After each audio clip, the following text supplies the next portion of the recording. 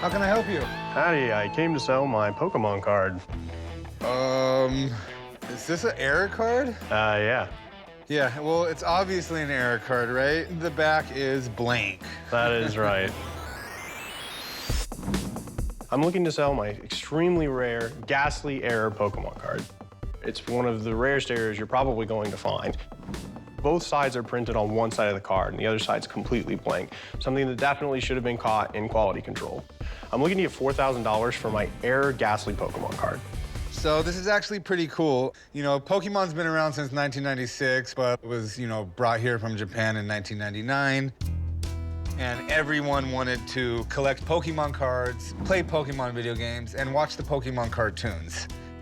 And typically, on a Pokemon card, you would have the back of the card would look like this Pokemon, and then the front of the card would have been printed right here on this white space, but you can actually see the front of the card was printed right over the back of the card.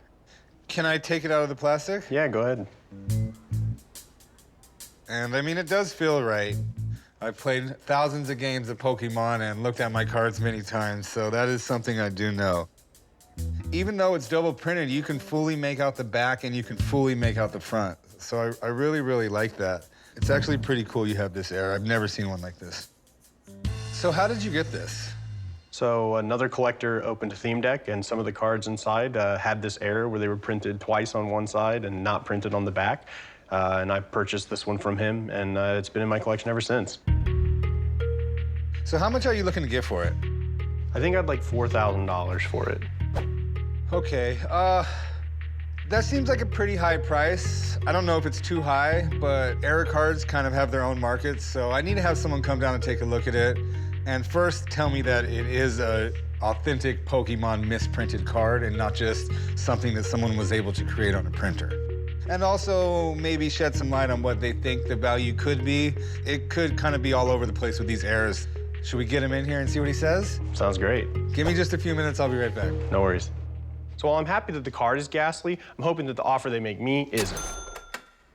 It feels like a good card to me, but yeah, I figured I'd get the pros down here. Yeah, you got to be careful with some of these cards. I mean, these errors are worth a lot of money, so there's every reason for people to manipulate them. This is an XY Evolutions card printed in 2016. Ghastly, obviously a popular Pokemon type. And, the manufacturing at these printing facilities is very top-notch, and the security is really tight, and they really just look out for things like this. So the fact that this, avoided the fate of getting pulled out of production, that's just a miracle of survival right there. Because it's not a small error. No, it's not a small, it's blatantly obvious. That's messed up.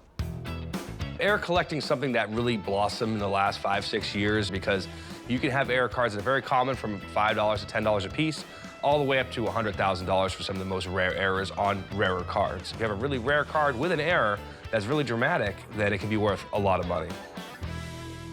So yeah, first off, we want to make sure it's real. So, take a look at it real quick. The intricate details here are just all there. The corners look correct, the cut's correct, everything looks right. Very happy to say that this card is unquestionably real. This is a true rarity right here. I had no doubt, but it's good to hear you say it. Yeah, it's a nice item. What kind of value do you think this has? I'd probably be right around $3,000, I think, is a fair value, be a retail value for that error. I think that's a little bit conservative, but I respect your opinion. All right, well, his opinion is the one I have to live with, so I thank you for coming down and helping me out here. Always my pleasure, chum. Take care. Take care. Thank you. All right, well, he thinks it's worth about $3,000. I'd be a buyer at $2,000. What do you think? I think 2,000's a little low. 2,000's half of what I came in here looking for, and while I respect his opinion, I do think it's a little bit conservative. What about 2,300? Again, that still feels a little bit off from me, but I'm still willing to compromise if you could go to maybe 2,500.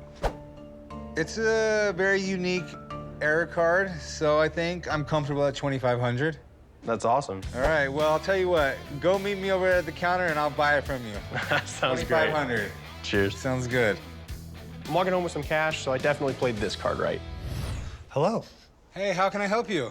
I'm looking to sell my prototype Furby. It looks kind of like Gizmo. He definitely does. He, though, has this 1,000-yard stare and looks like he's screaming, but Vegas will do that to you. I am at the pawn shop and I'm looking to sell my prototype Furby. This Furby is unique because it is one of the unproduced color samples that was never made for the market. I picked it up from a former employee of Tiger more than 15 years ago who was selling out his entire collection of prototype action figures and anything he had. I am hoping to get $3,000 for this Furby. Really cool. They were released in 1998 by Tiger Electronics. And the 90s were just that era where they were making these, interactive electronic toys, and the Furby was like kind of the pinnacle at the time of it because you could communicate with them in a sense, and you would buy a Furby, it would be talking Furbish, which is kind of like baby talk, and then it would eventually learn English, and it had this little infrared laser right here. It could interact with other Furbies, so it was pretty smart, especially in 1998. It was like cutting edge. You mind if I take a closer look at it? Absolutely. I mean, just first touch, it just feels like something you would want to pet as I was talking to you, Is it actually functionable as far as the eyes and mouth? It is not a functionable model. The prototype stage that this was at was just to test the color patterns and the skin. There was no need for electronics. That was already developed. So they're just putting the skins on a variety of just empty bodies and showcasing how does this look. Okay, and then what is this? Oh, this is a tag dated September 28th, 1999, so tells you exactly what it is, You probably know you don't always get that with prototypes. No, you do not. A lot of the times you gotta guess. What are you looking to do with it? I'm looking to sell it. And how much are you looking to get? Looking to get $3,000. Okay, I really have no idea. Let me get someone to come take a look at it and figure out what it's worth. Sounds good. All right, I'll be right back. Thank you. I'm very confident the expert will agree that it is a prototype. It needs a new home, and I could use the money for other prototype purchases. Oh, this is what I called you about. This gentleman has what we both believe to be a prototype Furby. Have you taught it to talk yet? I love Chum the most. Well, the Furbies were a cultural phenomenon. When they first came out, they could not keep them on the shelves. This toy was so sought after. And you got to think that it rivaled the Game Boy, just to give you an idea of how popular it was. That it was this and the Game Boy in Christmas of '98. You want to take a look at it and tell me what you think? Absolutely. There's different stages of Furby prototype. You would have ones where they were testing the electronics, the eye size, how the mouth worked. It's really light, though, so it tells me there's no electronics in it. I don't know that I recall seeing a burgundy Furby, so that might have actually been something that they were testing. The tag is awesome, and that is a card that you want to have with this type of item, because the tag here actually tells us the code name for it. It says Fish 2. It tells you a little bit of information about the cost of the actual item. Very neat item, and yeah, it looks to me like it's a prototype. How collectible are Furbies in today's market? Because they kind of had a short run. There is a collector market for them. It's a niche market. You have to remember, in the late 90s, we were taught collector editions. Toy aisles were full of it. Limited edition of. When that happened, you had people that started buying toys, not only as a toy for their child, but they bought them as an investment. All right, well, what kind of value do you think it has today? There's hundreds of these prototypes out there, and you can imagine the reason there was is they had so many different color renditions. This particular prototype, I think you'd have no problem getting $1,800 for it. Okay, well, I appreciate you coming down. No problem. Thank you. Good luck. Thank you. All right, well, after hearing everything Steve had to say, I'm not trying to insult you here, but I'm gonna throw you an offer at $800. Well, I know you have to make your money, and of course, more important than that is, I have to make my money. He is absolutely right. It is a niche market, but it is a strong market to my surprise, too. 800, though, is a little too tough for me with the experience that I have. I hate to say, I think I'm gonna have to pass on this. Okay, I do think it's really cool. Thanks for bringing it in, and I hope you'll bring me back some more prototypes in the future. Absolutely will. All right, thank you. Thank you, sir. Unfortunately, we couldn't complete the deal. We were just speaking different languages. We needed a Furby translator to work things out. Hello. What can I help you with today? So I have here an original 1990s Jurassic Park film Pog set. Oh, wow. Based on the original film, you see each of the individual Pogs are based on the characters, the dinosaurs, and different scenes from the movies as well. And also an extra piece, which technically isn't part of the set, but on the last page here, this one was actually a special Pog that you would get from the movie theater when you actually went and saw the film. That was the only way you could get it. Okay. Pogs were really, really popular at elementary school. I can remember sneaking these things with me because you weren't allowed to bring them because it was kind of a form of gambling. Oh, yeah. I'm at the pawn shop today to try and sell my 1990s Jurassic Park Pog set that's based on the original film. I'm looking to sell this because I recently learned that there was an online auction for $1 million a little over a year ago. So today I'm hoping I can get at least $750,000 for my Jurassic Park Pog set. This is pretty cool, man. Jurassic Park is one of the most popular films of the 90s and beyond its time. I mean, the graphics still look good, the dinosaurs still look good. It's still iconic. As a matter of fact, I watched it about 4 days ago. Still holds up today, in my opinion. It's funny that kids today, they don't even know what Pogs are. Pogs was a popular game that originated in Japan. It was called Minko. Japanese immigrants brought it over to Hawaii, and they made their own version of it by playing with cardboard milk tops and juice tops. One of the juice cartons was named Passion Fruit Orange Guava. That's where the name Pog came from. I definitely started playing in elementary school, and the way you would play was we would decide how many Pogs we're gonna play for. You would take a slammer, slam it onto the pile. The Pogs would go everywhere, and whichever Pogs landed face up, you'd get a key. It's kind of a quick fad. I don't think it was even around popular for 5 years. As fast as they came around, they were gone. Right. So I noticed these are numbered here. Yes. Do you happen to have the whole set? Yeah, so the whole set is here. Never been, really handled, played with, anything like that. What are you looking to do with them? I'm looking to sell them to you. How much are you looking to get? Well, I did know that there was a online auction, I want to say it was a year and a half ago, where a similar set sold for $1 million. And I know that's not exactly realistic. I'm guessing you're not gonna give me $1 million today for these. So I was hoping maybe get about 750,000. I mean, that sounds insane to me. I'm not gonna sugarcoat it, but I mean, I've seen crazier things happen.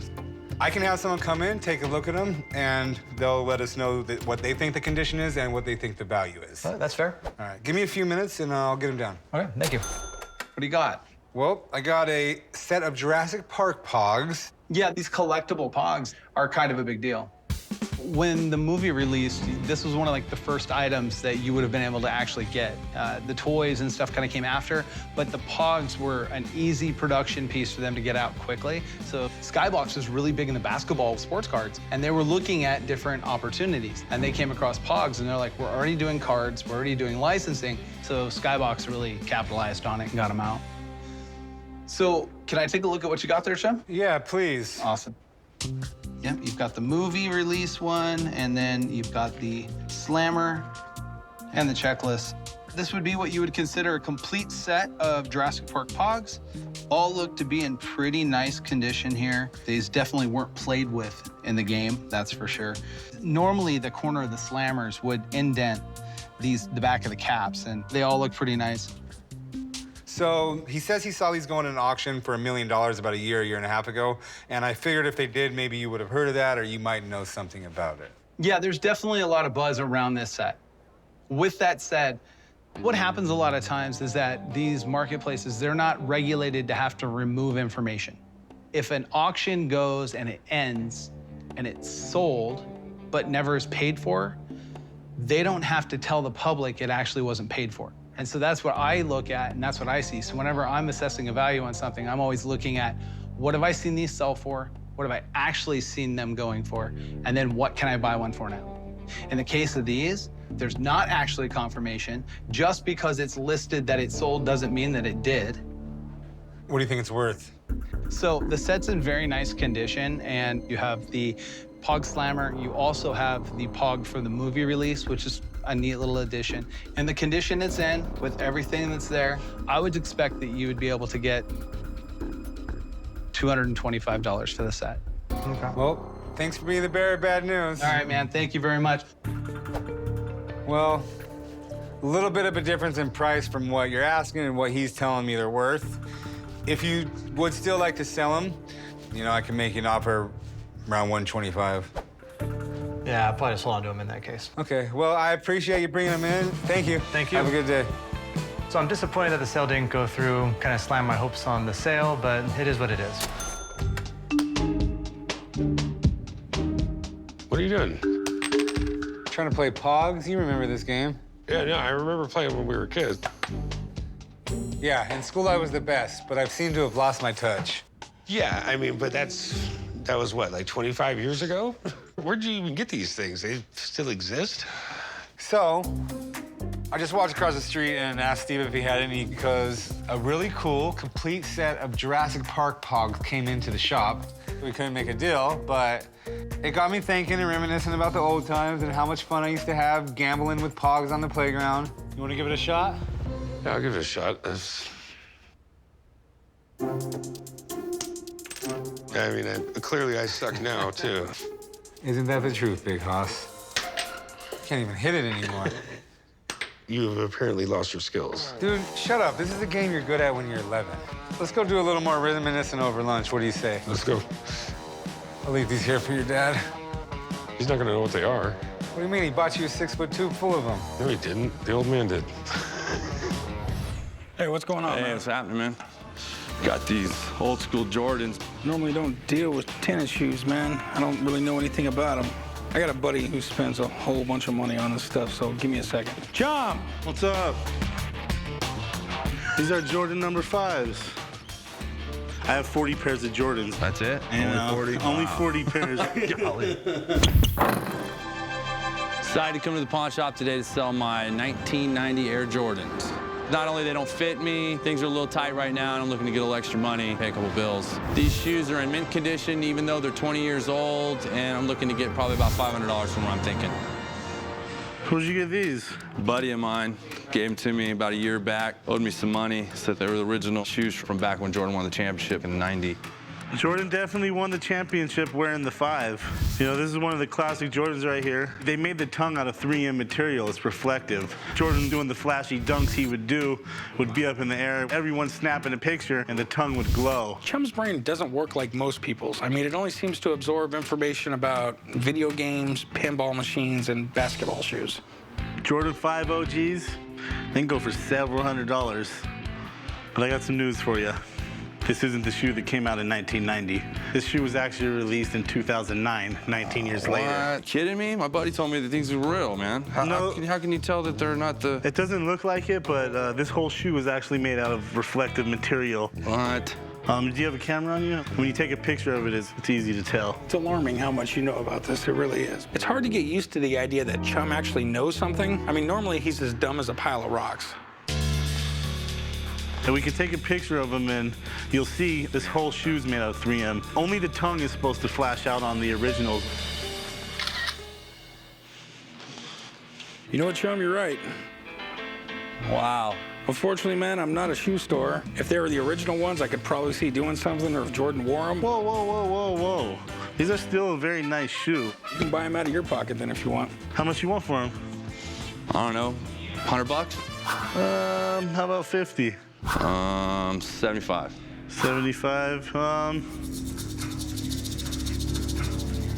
right, deal. All right, let's go do some paperwork. Man, I couldn't believe that the shoes weren't real. My buddy is gonna get it for me. You know, I got something for him, but for the most part, I thought they were gonna be worth a little bit more, and they weren't. So I'm a little disappointed. What do you have here? That is a autographed Sandlot poster. Are you killing me, Smalls? Yes. You hear that line all the time, but this is where it came from. Where did you get this? I actually won it in a silent auction. I was the lowest bidder. You were the lowest bidder and you won it? Yeah, the only bidder, actually. Oh, so I guess you were the highest bidder, too. Yes. I'm at the pawn shop today looking to sell my autographed Sandlot poster. I grew up watching The Sandlot, probably one of those movies I watched every day as a kid. This autographed poster is signed by 6 out of the 9 members of the cast. I'm actually looking to sell my poster today. I'm going to be donating the proceeds to a nonprofit organization. I'm looking to get about $300 for my autographed Sandlot poster today. This is pretty cool. The Sandlot came out in 1993. It's a coming-of-age film. It became a cult classic. It was about this group of guys right here, mostly about Scotty Smalls right here, and he just moved to this new town. And he didn't have any friends, so he went over to the baseball field, and he saw all these kids, you know, playing baseball. And, Benny hits a ball, and Scotty tries to catch it, and he can't catch it. So everyone laughs at him and Scotty runs off. And pretty much a story about, you know, these guys becoming friends for the first summer, accepting Scotty into their little baseball club. Yeah, it's a good story. It has a couple good little lessons in there. Let's take a closer look at it here. I see some signatures on it. Autographed by Marty York as Alan Yeah McLean, Tom Geary as Scotty Smalls, and Brandon Adams as Dinoons. See, it has a authentication from Beckett right here, and it says witness, so that's good. Someone from Beckett watched these people sign it. Too bad you don't have Hercules' signature. They say he lived to 199 in dog years. It looks like it's in pretty good condition. How much are you looking to get for it? $300. Okay, I'm not exactly sure what it's worth, but it's a classic movie, very iconic. It's a little small for a movie poster, and when you go to the theater, there's these really big, large posters. They want you to see them from far away. But I would like to have someone come down and take a look, since you're saying this is a movie poster, and movie posters will have some standalone value in themselves. So, you got some time to hang out for a little while? I do. All right, give me a few minutes and I'll get someone down here. Sounds good. I'm hoping the expert is going to value the poster a little bit higher. I trust his judgment in the value. I'm just not sure what that is today.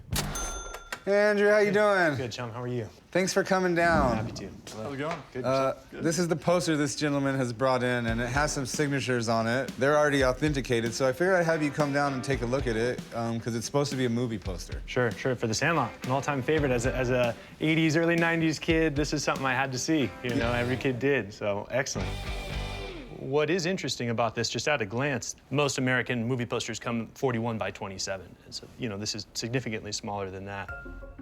And the theatrical release poster is a different image. It was a baseball bat, and all their hands are stacking up on it, and then the beast's paw is at the top of the bat. That's what I've seen. So I've seen this image in maybe like a press kit kind of format, but not ever in like a full advertising poster size. So it was basically mass-produced. All right. Do you think that has an effect on the collectible market of this poster? I mean, some, yeah, certainly. Did you have it framed like this, or did you acquire it framed? I acquired it framed. Yeah.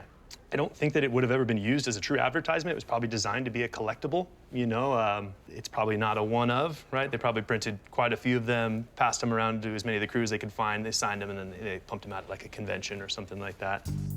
I think most collectors of movie memorabilia would prefer the theatrical release because it wasn't designed to be collectible. There are far fewer of them, usually. It was hung for a few weeks while the movie was in theaters, and then it was thrown away. So myself and most other poster collectors, we want that. We want the thing that you're not supposed to have. So what kind of price would we put on it? So the nice frame that it's in, it appears in good condition, hand-signed and authenticated by Beckett. I mean, I think shouldn't have any trouble getting $300 for it. All right, well, thanks for coming down. I appreciate it. Pleasure. Have a nice day. Thank you. All right, well, I do agree with him. This probably was a printed picture that they were mass signing at some type of convention or something like that. So I'd be a buyer at like 50 bucks. I don't think I can do any less than 100. Yeah, I think for 100, I'm just gonna have to pass. It is a cool movie, very classic, very iconic movie, but I can't pay 100 bucks for it. I'll give you another chance, $100. I'll give you another chance at 60, but that's gonna be absolutely the most I can do. I think I'm gonna have to walk away. All right, well, thanks for bringing it in and taking me on a trip down memory lane. Well, thank you for your time. Have a good day. I'm a little disappointed. I asked for about 300, but it looks like I struck out today. What do we have here? This is the best collection of Spice Girl dolls you're gonna see. Okay. Do you know who the Spice Girls are? Yeah. Believe it or not, I actually have them tattooed on my leg. I'm at the pawn shop today to try and sell my Spice Girls on tour dolls. I've had these for 20 years. It was a special gift from my mom for Christmas, and I hope that after all of these years, they can bring new joy to some new little girl. I'm asking for $250, and I think that's a fair price considering the condition that they're in. These are really cool. I mean, obviously, you're a big fan of the Spice Girls. Yeah. I was a 90s kid, and my entire wall was covered with their posters. I listened to all their music, knew all their dances. They were like the groundbreaking girl band that crossed over from the UK to the United States. Yeah, they were huge in the 90s, early 2000s, selling out arenas, and they were massively successful. Totally. So we have Baby Spice, Sporty Spice, Ginger Spice, Scary Spice, and Posh Spice. Yeah, every girl wanted to be a Spice Girl, and they had different personalities, so you could pick which one you were like, and it was fantastic. Yeah, that's really cool. Yeah, I really don't know anything about Baby Spice, Sporty Spice, or Ginger Spice, but I know Scary Spice or Mel B, she's on America's Got Talent, and this one, Posh Spice, married very well to David Beckham. That's true. So these are in decent shape. What are you looking to get for it? I was looking to get about $250 for them. $250? All in the boxes, great condition, all 5 of them, not one's missing to go on tour. I'm born and raised in Vegas, and it seems to me like every year one of these bands, whether it be New Kids on the Block or Britney Spears, comes into town and they do really well. So I know there's still an interest in this kind of thing. You know, at $250, I'm gonna take a shot here and go ahead and do it. Okay. Meet me over there and we'll do some paperwork. Sounds good. Thank you. I'm so excited. I made the deal. I walked in pretty confident, and I think those girls taught me how to be a confident woman. Hey, how you doing? Hey, good. What do we got? I have a Harley Davidson T-shirt. I believe it's 89, 90s. Yeah.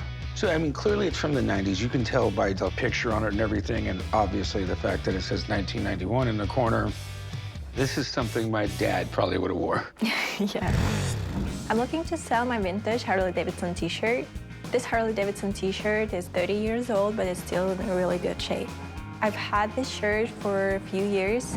I don't know that much about Harley Davidson, but I know that this T-shirt is pretty rare, so I'm hoping to get $400 for my Harley Davidson T-shirt.